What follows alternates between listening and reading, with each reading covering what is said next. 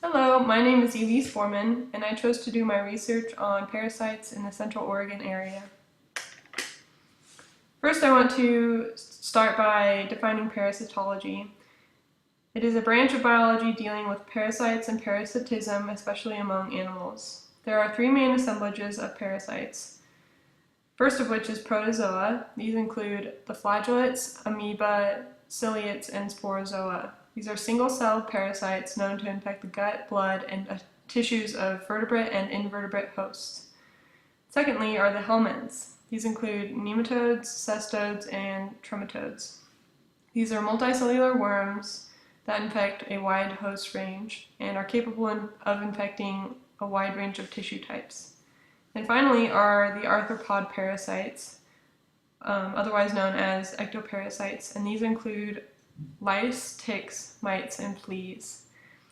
They possess a rigid exoskeleton, they can act as vectors for other pathogens, and they have a wide host range. A little bit about Bend, Oregon. The population in 2012 was around 79,000. Its elevation is 3,600 feet. It is considered a high desert with an annual precipitation of less than 12 inches. It's low humidity, cool nights and sunny days, very short growing seasons, and overall very inhospitable and not conducive for survival of many parasites. I chose to interview Marie Barnes, a registered nurse at St. Charles Hospital. She has more than 30 years of experience in many departments at the hospital. I supplemented my interview with her with an interview with Thomas Borman.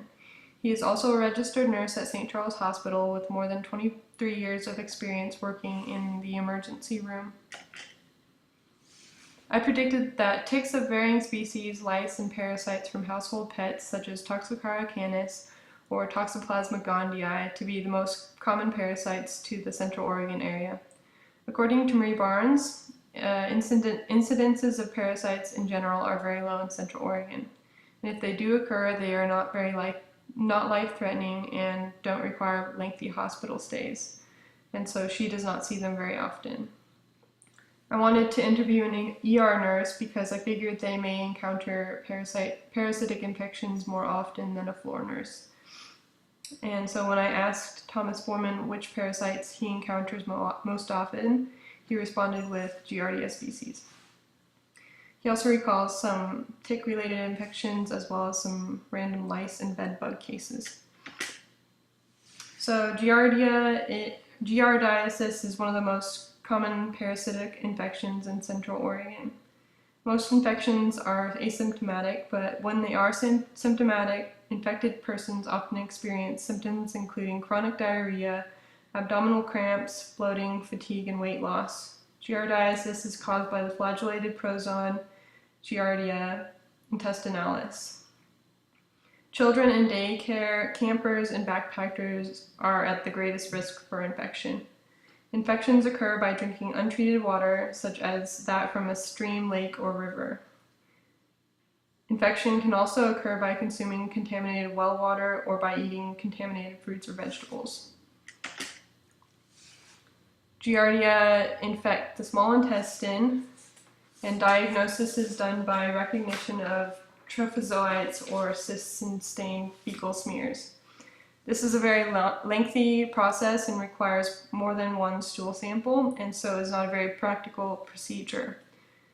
And so they have immunological assays that rely on the detection of antibodies in serum or antigens in feces. And this is a more practical way to detect this parasite. Although the only problem with this method is that it does not distinguish between current and past infections. Metronidazole is the drug of choice for treatment of giardiasis. There are secondary drugs if metronidazole is not effective. And the rates of infection peak during the summer, but infections do occur year-round.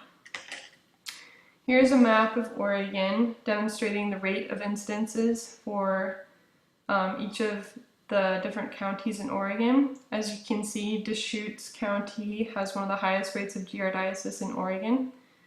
The top right graph shows that the rate of infection peaks during late summer, and then the bottom right graph demonstrates the age distribution of the people who are infected with Giardia. The highest rates of infection are in young children. One of the other parasites that is of moderate concern in Central Oregon is the tick, mostly because of its ability to carry other pathogens. Most ticks exhibit 4 life stages: the egg, larva, nymph, and adult. The larva, nymph, and adult require a blood meal. If they don't get their blood meal, they will die. It takes up to 3 years to complete their life cycle. And ticks are responsible for several different pathogeneses, including anemia, dermatosis, paralysis, autoicariasis, and infections like Rocky Mountains spotted fever, relapsing fever, etc.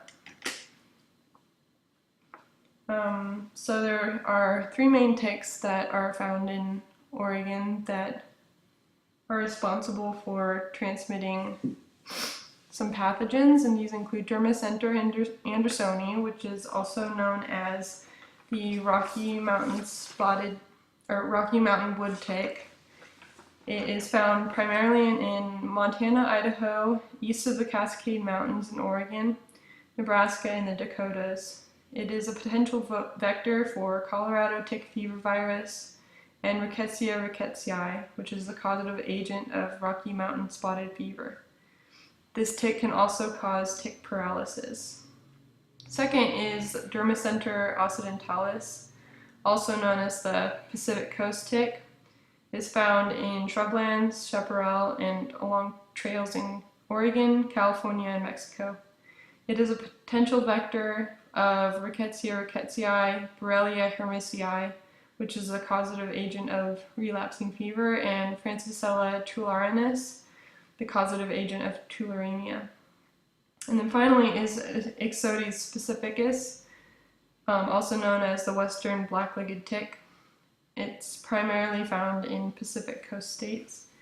It is a potential vector for Babesia species, which are the causative agent of babesiosis, and Borrelia burgdorferi, which is the causative agent of Lyme disease. In terms of hosts, larvae and nymphs feed on small animals such as chipmunks, ground squirrels, and rabbits. Nymphs are also capable of feeding on some medium-sized mammals such as marmots and porcupines. And then adults prefer to feed on large mammals such as deer, sheep, cattle, coyotes, and humans. The map on the right just shows the distribution of ticks in Oregon. Ticks are considered ectoparasites and therefore live on the surface of their hosts. Ticks bite and then burrow into the skin of the host. Diagnosis is done by visual inspection of the skin for a tick bite, and then there are some general symptoms that may allude to a tick-borne disease, such as fever, chills, rash, erythema migrans, and others. Tick populations are highest during late spring and summertime, and therefore the risk of becoming a host to the tick is highest during this time. Tick-borne disease is also highest during late spring and summer.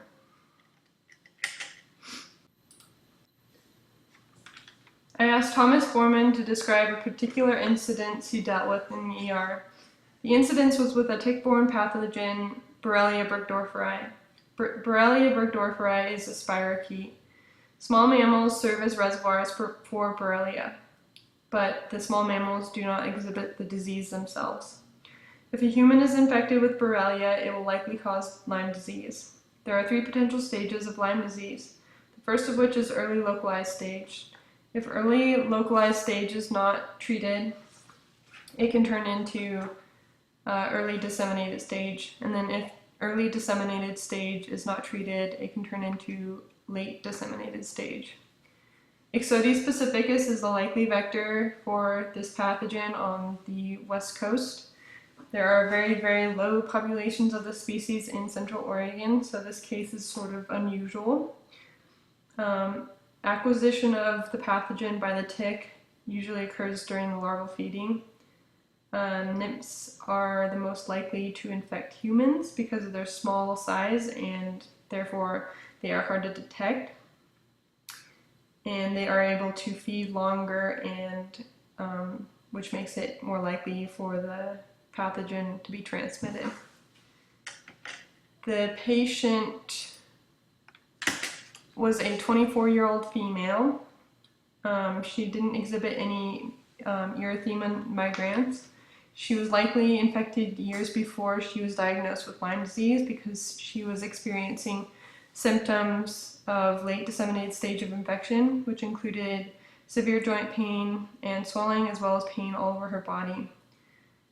She disappeared after diagnosis and treatment, so they don't know if she experienced any post-treatment Lyme disease syndrome symptoms or not. After asking both nurses about the most unusual parasitic infection they've encountered, Marie Barnes said she hadn't encountered any, and whereas Thomas Borman recalls 2 cases of malaria.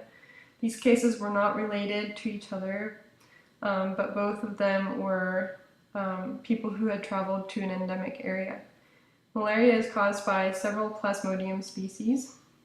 Thomas Borman couldn't recall which species caused either of the cases. For one of the cases, he recalls that the diagnosis was by complete chance. The patient was exhibiting flu-like symptoms, and then the doctor, for whatever reason, suggested testing for Plasmodium species in her blood. The test did come back positive, and she was treated with drugs other than quinine and chloroquine because this particular strain she had was resistant to these drugs.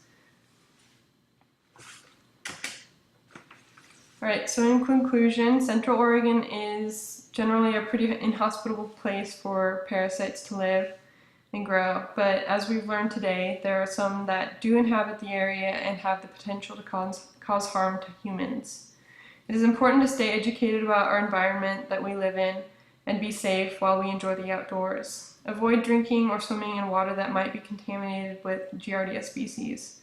Avoid eating food that could be contaminated with Giardia species. And then one of the most important things is practice good hygiene. Active prevention of tick bites is another way to be safe but still enjoy the outdoors. Avoid wooded, bushy areas with high grass. Walk in the center of trails. Use DEET or permethrin on exposed skin and clothing. After returning from outdoor activity, check for ticks on your clothes and skin, as well as in the fur of your dog. Bathe or shower after coming indoors, and then tumble dry your clothes on high in the dryer to kill any ticks that might be on your clothes. And then if you do happen to get a tick on you, the CDC site provides a good explanation of how to safely remove ticks from your skin.